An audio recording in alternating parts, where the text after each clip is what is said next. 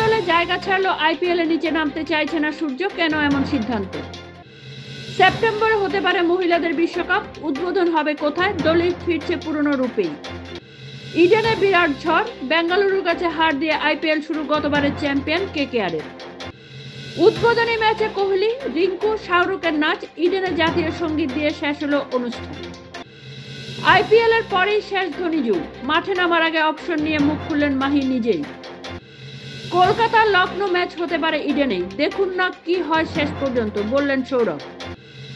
IPL এর দ্বিতীয় দিনই চেন্নাই বনাম মুম্বাই, রবিবার ধোনি ও সূর্যদের সম্ভাব্য একাদশে কারা?